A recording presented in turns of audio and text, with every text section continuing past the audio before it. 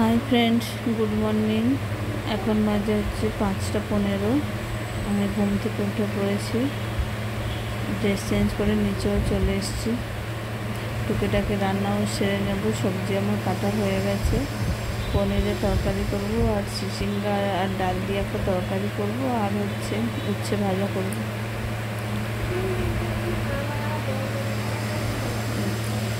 আমি তাড়াতাড়ি করে রান্নাটা করে নিই, কারণ কি মেয়েকে একটু পড়াতে হবে, ওর পরীক্ষা আছে সোমবার থেকে।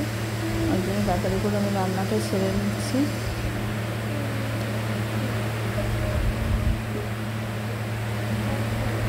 তোমরা সবাই কেমন আছো আমাকে কমেন্টে জানিও।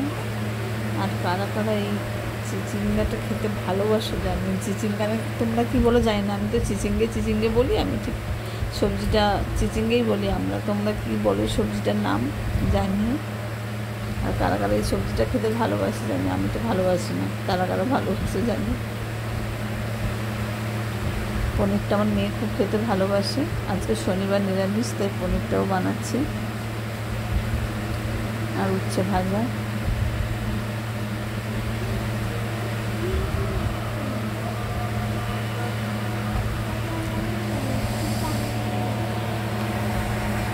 মশলাটা আমার কষানো হয়ে গেছে পনিরের।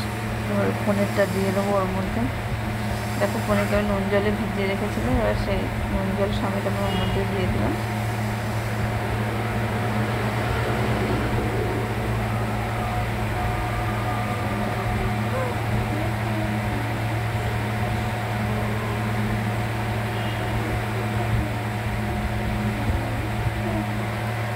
প্রথমে ওই চিচিঙ্গাটাকে ভালো করে ভেজে নেব।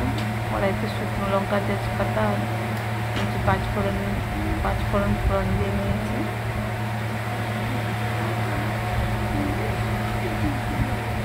এটা একটু ভালো করে ভেজে নেবো। নেওয়ার পরে ডালটা দেবো। পনিরের তরকারিটা আমার হয়ে গেছে। আর উচ্ছেটাও আমি কড়াইতে বসিয়ে দিয়েছি। ওই তরকারিটা উপরে নিয়ে নিয়েছি আমি।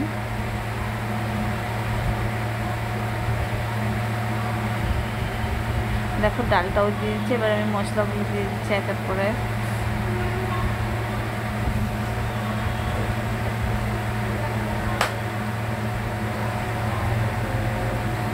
প্রায় আমার রান্নার শেষের মাথায়। এবারে শুধু রুটিটা করব।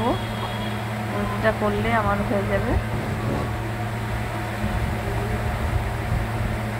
হয়ে এসছে, জল দিয়ে দিয়েছি। এবার আমি রুটিটা তৈরি করে নেবো।